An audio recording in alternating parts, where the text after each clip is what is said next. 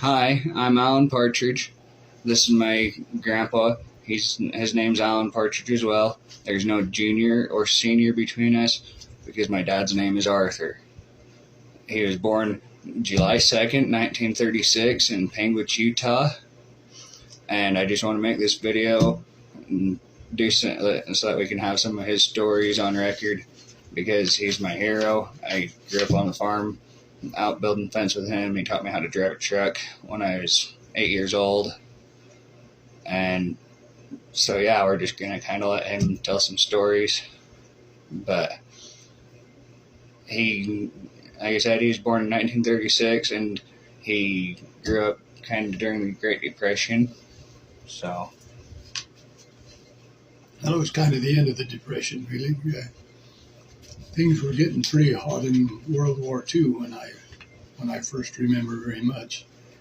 That's when Dad moved to California to try to support the family and earn enough money to pay some of the debts that we had, I guess. But I was too rambunctious, and I couldn't tolerate the California life. So they allowed me to move in with my grandma and grandpa in Panguitge for the years I was 7 and 8 years old. And that's when I got to be kind of rambunctious even more, until Uncle Ned tamed me down and taught me about his horses and riding with him on the range. And by then I gave up smoking, and Grandma got me baptized in the church. So things changed a little bit, but Alan wanted to hear a couple of stories about horses. And after Dad and Mom moved back to Panguitche, Dad got in the business of trading horses and taking the ones that were too big to market in California to sell for food down there. And he bought a little gray. Well, actually, he was a red roan with a red head. And he bought him from some cowboys that had been trying to buck with him, and he soon learned to buck, but he wouldn't buck hard enough to throw those cowboys off, and they sold him to Dad, and then they made bets that made bets around town that I could never ride him or break him to ride. And a few days later, Dad and I went down to the pasture to catch him, and we chased him for hours before we finally got him cornered and caught. And Dad sent me up to get my saddle, and he met me over at the racetrack and with the horse.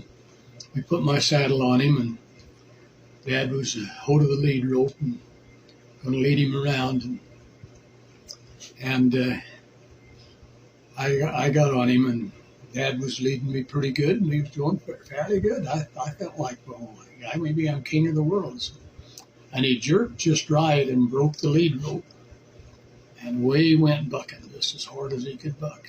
And there was three hard jumps that I didn't know whether I was going to be in the air or on the ground or on my back or where I was going to be. And then, of all things, he just flipped a somersault. And I walked off the side of him, and he landed on his back and rolled over and got up. Dad caught him again. We went over by the arena and the calf chutes, found a piece of wire, and I tied it to my saddle horn and around his neck and back to the saddle horn. And got back on him, and Dad leading him again.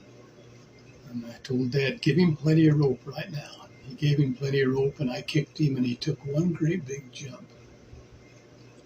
And he had no wind. He came up, a big deep breath, and he just stood there and quivered for a few minutes.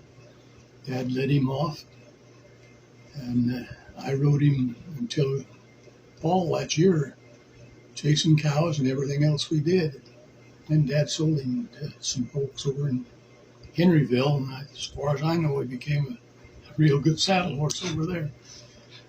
But the Cowboys that had made all the bets didn't get any money out of it.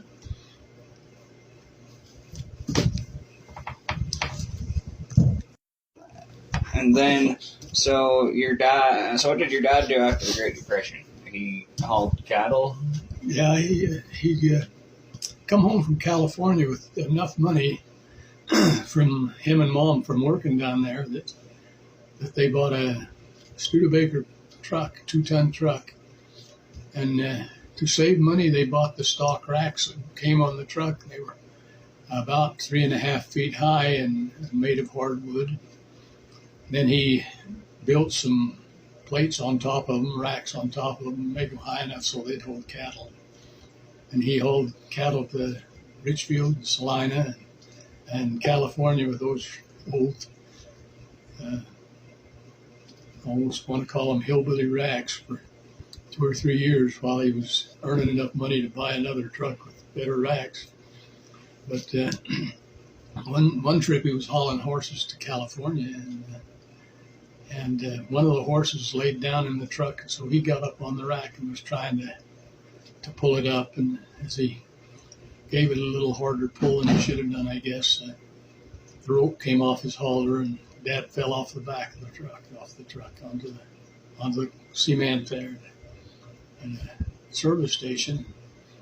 And he was laying there on the cement, and the guy come out of the service station and looked over the situation, and he says, well, I think maybe you've got to go on to California. I'll drive you down.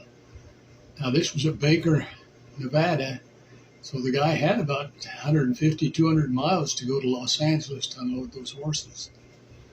And he hauled Dad down there, and Dad's foot was hurting him all the time, and he was